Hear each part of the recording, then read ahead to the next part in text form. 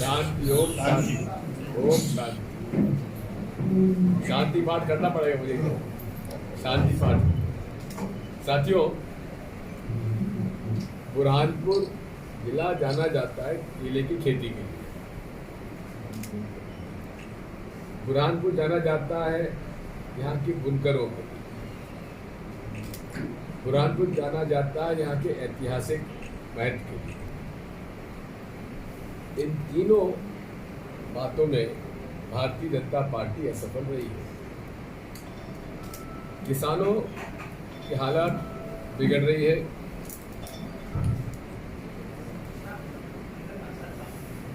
एक अजीब सी बात है जो कि पिछली बार हम लोग आए थे भारत जोड़ो यात्रा के दौरान, यहाँ के केला किसानों ने राहुल गांधी जी को बताया था, जिसको उन्होंने बाद में भी कहा कि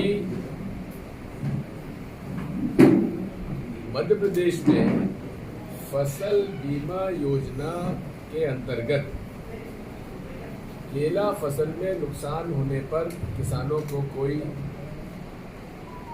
मुआवजा नहीं मिलता, जबकि महाराष्ट्र में बगल में 3 साल से लगातार केला फसल के नुकसान के लिए बीमा मिल रहा है, प्राइवेट कंपनियां दे रही हैं। लेकिन मध्य प्रदेश की सरकार इतनी निकम्मी है, किसान विरोधी है, जो कि पूरे तरीके से किसानों के हितों के बारे में सोच भी नहीं रही है, बुरहानपुर की तरफ देख भी नहीं रही है। इसी के साथ साथ एक अजीब सी बात और सामने आई कि जहां गैर केले की फसल के अंतर्गत और केले की फसल में ओला बारिश से जो नुकसान होता है, तो लैंड रेवेन्यू कोड के अंतर्गत जो मुआवजा दिया जाता है वो भी नहीं मिल रहा है आगे किसानों को।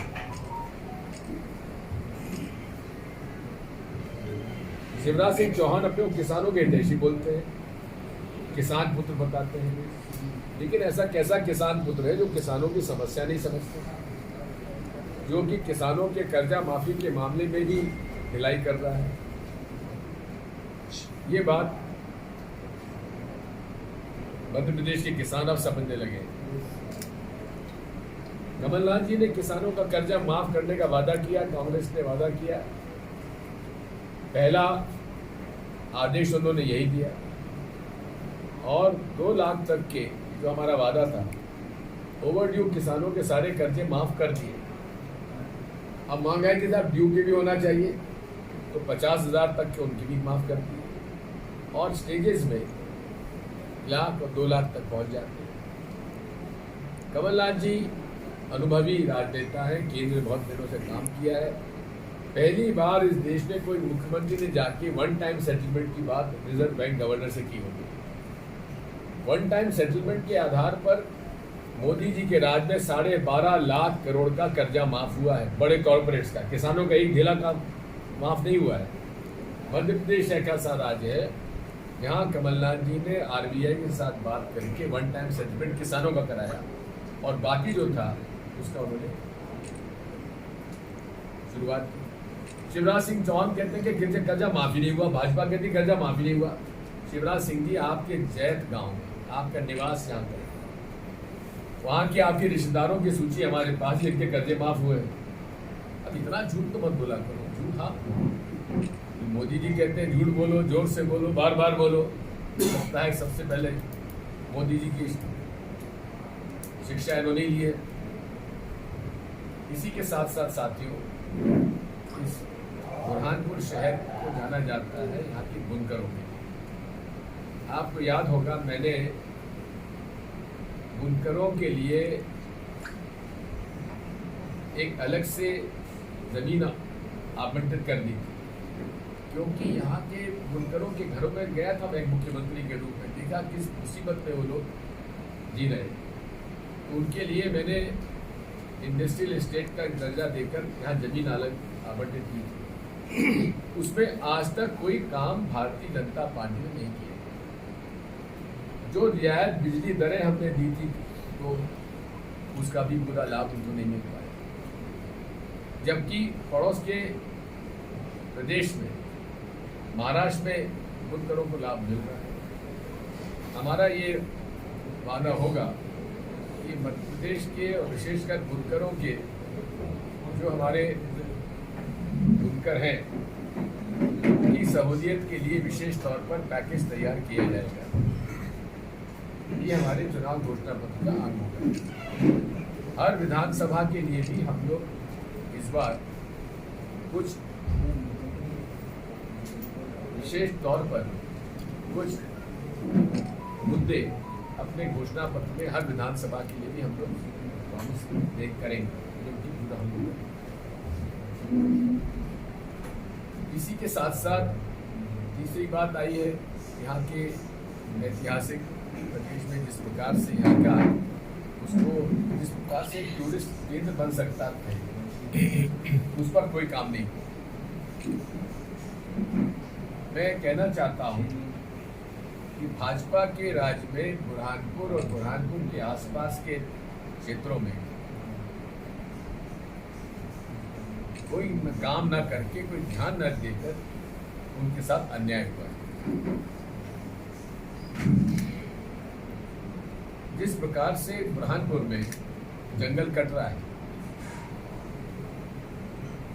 बड़े पैमाने पे जंगल कटा है, जंगल माफिया लगा हुआ है। कांग्रेस ने हमेशा जंगल की रखवाली के लिए विशेष तौर पे काम किया है। एक तरफ शिवराज सिंह चौहान नाटक नौटंकी कर रहे हैं भोपाल में, रोज एक नया पौधा लगाते हैं, लेकिन रोज भाजपा के राज में कम से कम पूरे प्रदेश में 500 से 1000 पेड़ जंगल के कट रहे हैं, उन पर ध्यान नहीं है। यहाँ पर अभी पुलिस फायरिंग हुई, आदिवासियों के खिलाफ कार्रवाई हुई। ये कब से हो रहा था? क्यों नहीं रोका गया? वन विभाग के अधिकारी, पुलिस के अधिकारी, प्रशासन क्या कर रहा था? क्यों जंगल कट रहा था? मेरे पास जानकारी है कि यहाँ पर महाराष्ट्र और तमिलनाडु तक यहाँ की इमारती लकड़ी जो है वहाँ उसका तस्कर लोग ले जा रहे हैं। मेरा ये आरोप है कि भारतीय जनता पार्टी के नेता, भारतीय जनता पार्टी के दलाल और भारतीय जनता पार्टी के चुनिंदे अधिकारी, ये सब इसमें शामिल हैं और इसकी जांच किसी रिटायर्ड जज के माध्यम से कराना चाहिए कि इनके राज में कितना जंगल कटा है। बुरहानपुर से लेकर बड़वानी तक कितना जंगल कटा है, इसकी जांच होना चाहिए। दोषियों के खिलाफ कार्रवाई होना चाहिए। जो आदिवासी जंगल काटने के खिलाफ खड़े होते हैं उनका संरक्षण होना चाहिए और पूरे तरीके से जंगल कटाई को रोकना चाहिए। आपको याद होगा ये कोई नया भाजपा का खेल नहीं है। जनसंघ के जमाने से जो हमारे खरगोन के सांसद हुआ करते थे, उन्होंने ये पूरा जंगल कटवाने की मुहिम शुरू की थी। इसलिए साथियों, हमारे आदिवासियों का जनजीवन जंगल के साथ जुड़ा है और जंगल के साथ ही उनका जनजीवन की, उनकी आय में उनकी योजना बननी चाहिए। खेती होना चाहिए, लेकिन पहाड़ों पर खेती इकोनॉमिकल नहीं होती है। उसके लिए सारी योजनाएं बनाने की आवश्यकता थी। फॉरेस्ट राइट्स एक्ट का जो सोनिया जी के सुझाव पर फॉरेस्ट राइट्स एक्ट लागू क्यों नहीं किया जा रहा है? फॉरेस्ट राइट्स एक्ट के अंतर्गत कम्युनिटी एसेट्स जनता को जिम्मे करना चाहिए, ग्राम सभा को जिम्मे देना चाहिए। आज तक जो कम्युनिटी एसेट्स ट्रांसफर नहीं हुए, ये सारे प्रश्न हमारे भाजपा के से है। पेशा कानून 96 में पास हुआ, सर्वसम्मति से पास हुआ। 98 में मैं मुख्यमंत्री था, मैंने डॉक्टर ब्रह्मदेव शर्मा जी, जिन्होंने कि इसको ड्राफ्ट किया था, जो कि आदिवासी हितैषी के लिए एक चैंपियन थे, उनको मैंने अधिकार दिया कि आप नियम बनाइए और नियम हमारे बने। ग्राम स्वराज के हमने पैसा के जो रूल्स बनने थे वो हमने रूल्स बनाए, लेकिन सरकार जाने के बाद आज तक पैसा कानून को क्यों लागू नहीं किया गया?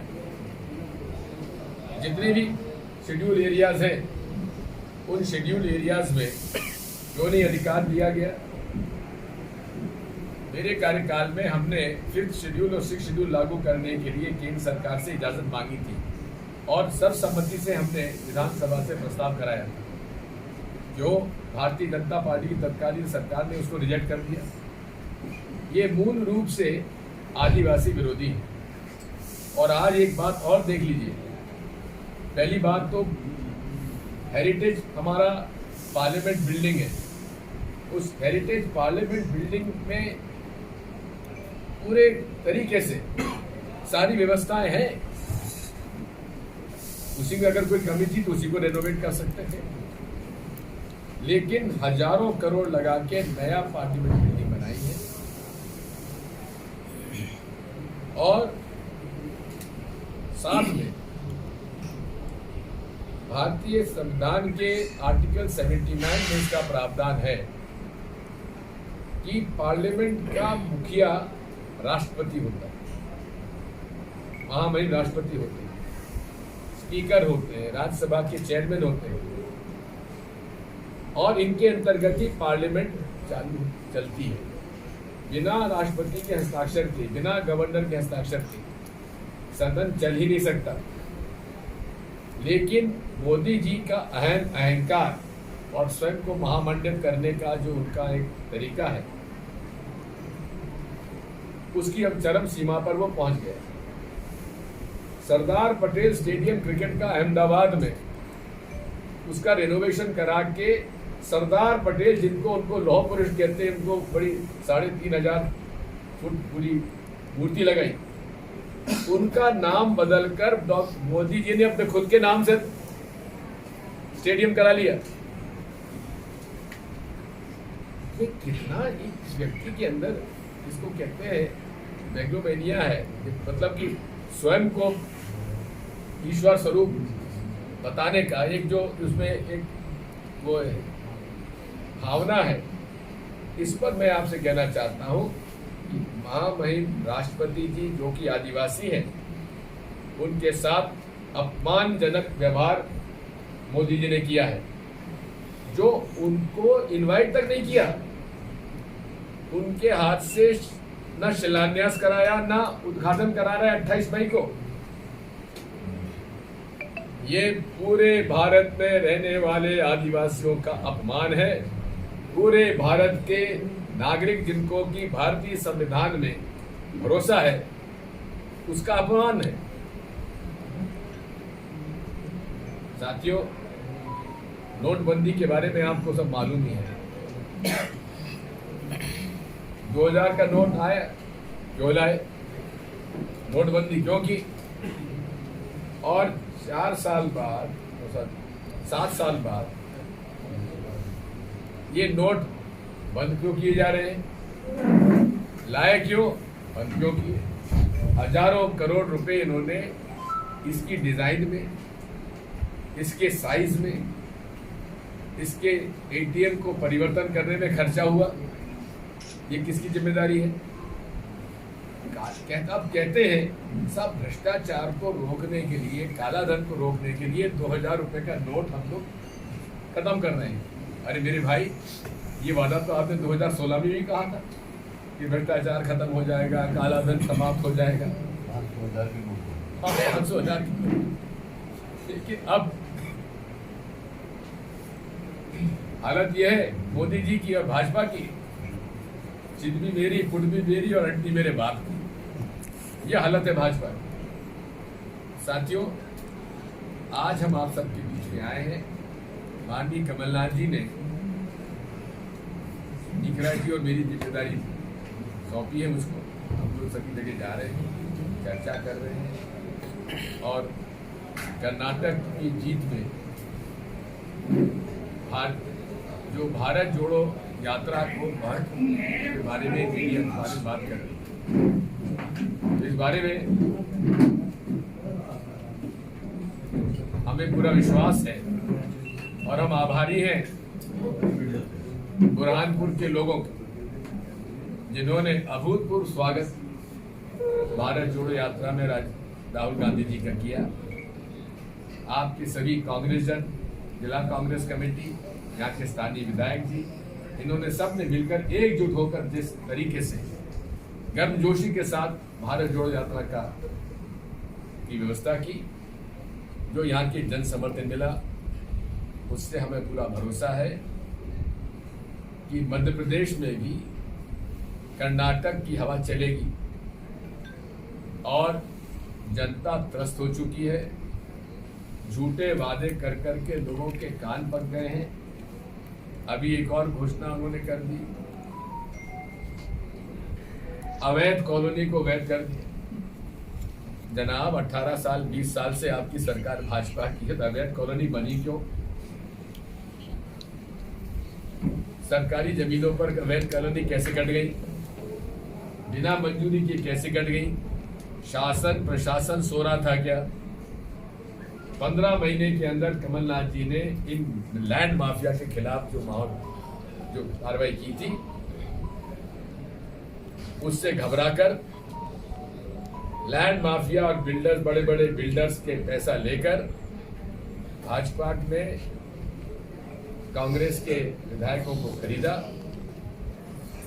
लेकिन हमें अब भरोसा है कि मध्य प्रदेश की जनता इतना बड़ा बहुमत कांग्रेस को देगी कि कोई खरीदना भी चाहे तो नहीं। धन्यवाद। राय जी, बताइए, जो भारतीय जनता पार्टी है वो आपके 10 साल के कार्यकाल को इस बार सामने रख के और उनके 18 साल के कार्यकाल को लेकर चुनाव लड़ने जा रही है। पहली बात तो ये है, 10 साल के मेरे कार्यकाल में पंचायती राज आया, योग समाप्त कर दिया। जिला सरकार आई, उसको खत्म क्यों कर दिया? गरीबों किसानों को मुफ्त में बिजली दी, उसको क्यों समाप्त कर दिया? गरीबों को मुफ्त में बिजली दी, उसको क्यों समाप्त कर दिया? उस समय केंद्र सरकार से मध्य प्रदेश को केवल केंद्र करों का 28% मिलता था भाजपा के राज में, जब अटल जी वहां के प्रधानमंत्री हमारे देश में। डॉक्टर मनमोहन सिंह जी के आने के बाद 28% से बढ़ाकर 42% कर दिया कांग्रेस सरकार ने, जिसकी वजह से यहां पर पैसा आने लगा। एक दूसरा, मध्य प्रदेश का विभाजन हुआ छत्तीसगढ़ और मध्य प्रदेश। सारे हमारे पावर प्लांट्स छत्तीसगढ़ में थे, कंजम्पशन मध्य प्रदेश में होता था, उसकी वजह से कमी आई बिजली में। लेकिन हमने कहा था, हमने उसकी तैयारी कर ली थी, बिजली के पावर हाउस हमने बनाने शुरू कर दिए थे और मैंने कहा था 2007 तक सरप्लस बिजली हो जाएगी मध्य प्रदेश में। 2008 तक में उन्हीं पावर प्लांट्स की वजह से हम सरप्लस हुए। अब ये तो है ही, पेड़ कोई लगाता है, फल कोई दूसरा खाता है, होता है कि नहीं होता है? किसान आंदोलन, सुन लो, मेरी इसने प्रश्न इतना बड़ा पूछ लिया, जवाब देना पड़ेगा। क्योंकि ये बात ये है कि दिग्विजय सिंह ने जो योजनाएं बनाई, आपका इंदौर से बुरहानपुर का बीओटी रोड बनी थी, इन्होंने उसका आलोचना की थी कि नहीं की थी? आज पूरे केंद्र की योजनाएं जो हैं, सड़कें बन रही है, बीओटी योजना पे बन रही है कि नहीं बन रही है? तो दिग्विजय सिंह की नीति सही थी गलत थी? जब तक मेंटेनेंस ठेकेदार कर रहा था, बुरहानपुर में 3.5 घंटे में इंदौर पहुंच जाते थे। आज सरकार हमारी 2003 से चली गई, उसके बाद कल रात को 5.5 घंटे लगे मुझे इंदौर से बुरहानपुर पहुंचने में। तुलना करना, आ जाओ शिवराज सिंह चौहान मंच पे, तो उधर खड़े रहो, मैं इधर खड़ा रहा हूं, बात कर ले। 20 साल में किस कदर भ्रष्टाचार बढ़ा है, डंपर केस का क्या हुआ, व्यापम का क्या हुआ, घोटाले पे घोटाला, ई टेंडरिंग का घोटाले का क्या हुआ, पाकिस्तान एजेंसी के लिए, आईएसआई के लिए जासूसी करते हुए बजरंग दल के लड़के पकड़े गए, भाजपा के आईटी सेल के लोग पकड़े, उसका क्या हुआ? उन पर राष्ट्रद्रोह का मुकदमा क्यों दायर नहीं हुआ? उनकी जमानतें कैसे होने दी? अरे आ जाओ सामने ना, पोषण आहार में खा गए, बच्चों के ड्रेस में खा गए। आज पीडीएस पे हालत यह है कि पीडीएस का दुकानदार करोड़पति हो गया, नीचे से ऊपर तक लोग खा रहे हैं, तोल कांटे में प्रोग्रामिंग की हुई है। ये सारा जवाब तो दे, मुझसे क्या जवाब मांगते, मेरे से जवाब, मैं आपसे जवाब मांगता हूं। बताइए ना 20 साल में क्या किया। बीजेपी राजा साहब कर्नाटक चुनाव के अंदर जो परिणाम आया है, क्या विपक्ष पार्टी को ईवीएम मशीन पर भरोसा हो चुका है? जी, कर्नाटक में जो चुनाव परिणाम आया है और विपक्ष जो पार्टी है क्या उनको ईवीएम मशीन पर सब बिल्कुल भरोसा नहीं ईवीएम मशीन पर। ये वही यूज करते हैं जहां इनको जरूरत होती है। लोकसभा में इन्होंने हमेशा किया है और आज भी करेंगे। मेरे उनसे 3-4 प्रश्न हैं ईवीएम के बारे में। ईवीएम का वीवीपैट मशीन के अंतर्गत वन टाइम प्रोग्रामेबल चिप है या मल्टीपल प्रोग्रामेबल चिप है, ये हमारा प्रश्न चुनाव आयोग से है। और इस देश के 160 पुराने रिटायर्ड आईएएस, आईपीएस, जजेस, कंप्यूटर साइंस के head of departments, cryptographers, international, national, उन्होंने एक प्रश्नावली चुनाव आयोग को दी है। उसका एक जवाब भी उन्होंने नहीं दिया। दूसरा उसका प्रश्न ये है, ये कहते हैं स्टैंड अलोन मशीन है, इंटरनेट कनेक्शन नहीं है। हमारा उनसे ये प्रश्न है कि इसमें वीवीपैट मशीन के अंदर जो नाम और सिंबल डाला जाता है वो इंटरनेट के द्वारा डाला जाता है या मैनुअली डाला जाता है? क्योंकि वो मल्टीपल प्रोग्रामेबल चिप के अंदर सॉफ्टवेयर डालना पड़ता है। अब सॉफ्टवेयर का कहते हैं केवल 4 लोगों को जानकारी सॉफ्टवेयर की है। साथियों, वो 4 लोग बेईमान नहीं हो सकते क्या? एक दूसरा, इसका सॉफ्टवेयर डलता कहां है चिप में? विदेश में, जहां से ये आता है।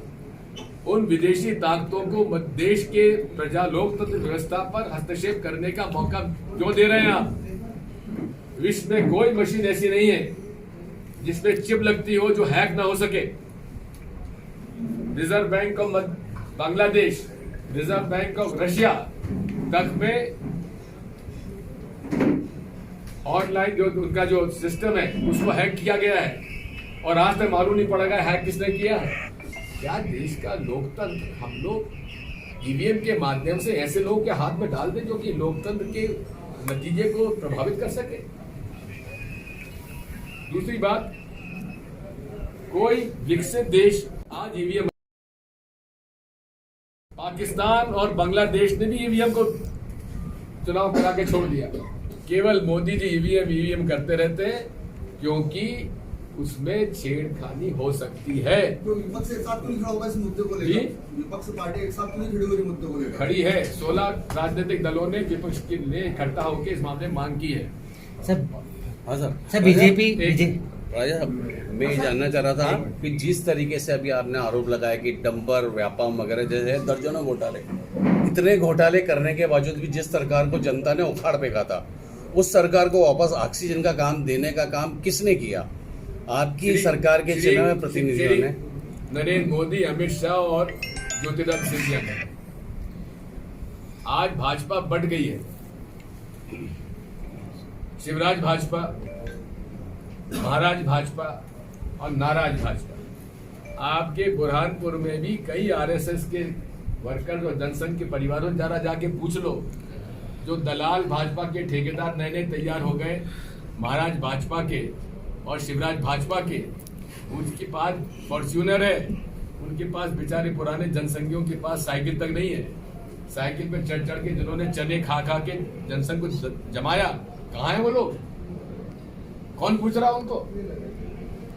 और हालात ये है, अभी जानकारी मिली है कि सागर जिले के सारे भारतीय जनता पार्टी के मंत्री, विधायक ने जाके शिकायत की है गोविंद सिंह राजपूत की, महाराज भाजपा के नेता की, कि इसको ठीक करो नहीं तो हम लोग इस्तीफा देंगे।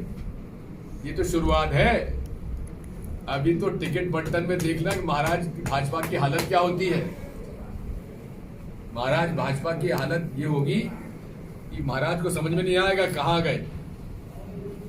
तो बीजेपी का आरोप है बीजेपी किसान लोग आंदोलन कर रहे हैं, बार-बार ज्ञापन दे रहे हैं, उनकी फसल गिरने के लिए बड़े चौरासी के दंगे आपत्ति जो प्रकृति का आपत्ति आती है, तो यहाँ विपक्ष उनको साथ नहीं दे रहा है। माना जाता है कि जहाँ किसान साथ में वहाँ सरकार साथ है। तो बात यह है, कांग्रेस जो है हर जगह आंदोलन प्रदर्शन कर रही है। हमारे किसानों पर डंडे पड़े, हमारे छात्रों पर, युवकों पर, हम पर कई अनेक बार वाटर कैनन चले। मेरे ऊपर कम से कम 12 केस चल रहे हैं। इनका हाथ टूटा, मुझ पर एक झूठा मुकदमा डालकर मुझे 1 साल की सजा करवाई। तो हम तो विपक्ष तो लड़ाई लड़ रहे हैं, कोई डरते हैं क्या इनसे? लड़ाई लड़ रहे हैं और लड़ेंगे और जीतेंगे। बीजेपी का आरोप है बीजेपी का आरोप है आप पूछ चुके हैं। नहीं पूछा आप नहीं पूछा, नहीं पूछो। बीजेपी का आरोप है कि 84 के दंगे में कमलनाथ जी का भी नाम आ रहा है और पुलिस उनको जेल लेके जाएगी। इसके आप उसमें आपका क्या कहना है? सन 84 में दंगे हुए, 84 से लेकर आज लगभग 30 साल हो गए। और ज्यादा कितने हो गए? 40 साल हो गए, 38 लगभग 40 साल हो गए। FIR दर्ज क्यों नहीं हुई अब तक? भाजपा की सरकार 6 साल रही, अटल जी की सरकार, गैर कांग्रेसी सरकार रही केंद्र में। आज तक मुकदमा दायर, FIR क्यों नहीं हुआ कमलनाथ जी पर? कमलनाथ जी कोई नेता नहीं है जो डर के उसी साथ चले जाएंगे। वो हिम्मत वाले व्यक्ति हैं और उनका कोई लेना देना नहीं था सिखों के दंगों से, सिखों के खिलाफ दंगे से, 84 के दंगों में। यहां तक कि आप छिंदवाड़ा के सरदार सिख लोगों से पूछ लीजिए कितना काम किया उन्होंने छिंदवाड़ा में, कितना काम किया है प्रदेश के हमारे सिख समाज के समुदाय के लोगों के लिए। उसके बाद 2 बार पंजाब में कांग्रेस की सरकार बन चुकी है। वहां के सिखों को मालूम पड़ गया है कि ये सारा का सारा खेल RSS का, बीजेपी का था।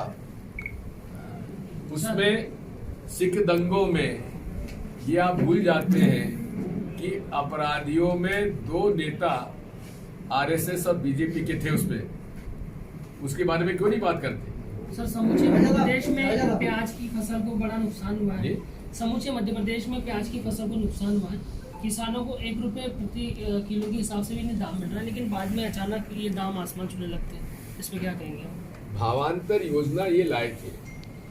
उस भावांतर योजना में ऐसी व्यवस्था के लिए प्रावधान था, उसका उपयोग क्यों नहीं कर रही है केंद्र सरकार, राज्य सरकार? एक दूसरा, फूड पार्क के लिए पॉलिसी केंद्र सरकार ने, मनमोहन सिंह सरकार ने बनाई थी।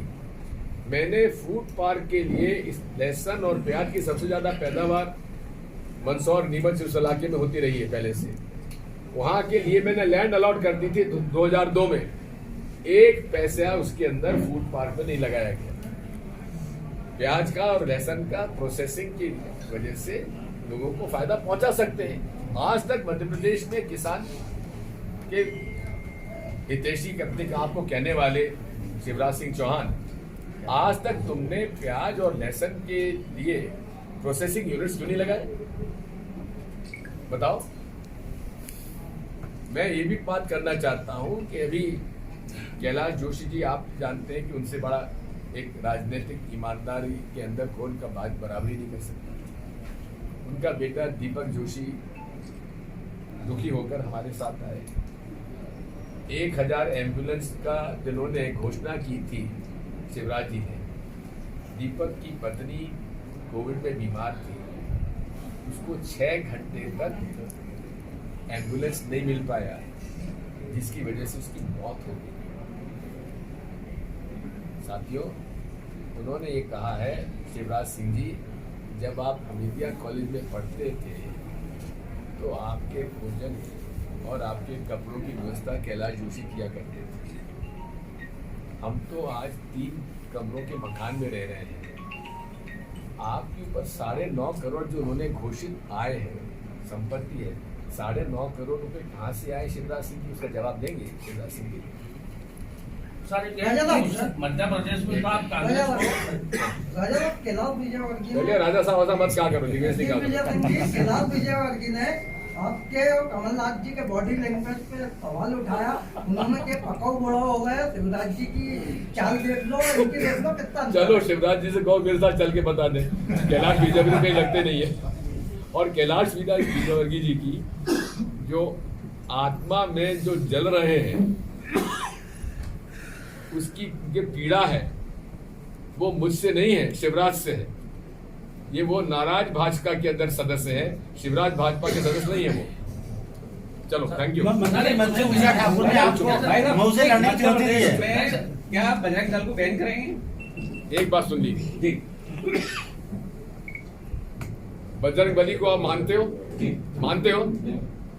बजरंग बली की तुलना बजरंग दल से करना ठीक था कि धार्मिक था कि अधार्मिक? मैं आपसे पूछ रहा हूँ, धार्मिक था कि अधार्मिक था, बताओ। हमारा क्वेश्चन ये था कि कर्नाटक में आपने वचन पत्र में लिखा था सुन कि लीजिए, बजरंग दल को बंद करेंगे, तो क्या मध्य प्रदेश में भी बैन करेंगे? तो सुन लीजिए जी, मैं मोदी जी से कहता हूं कि आपने बजरंग बली की तुलना इस गुंडों की जमात बजरंग दल से की है, माफी मांगिए। मैं हनुमान भक्त हूं, मुझसे बड़े हनुमान भक्त कमलनाथ जी हैं, जिन्होंने देश में सबसे बड़ी मूर्ति लगाई है छिंदवाड़ा में। हमारे आस्था को अपमानित किया मोदी जी ने। मोदी जी माफी मांगे। चलो।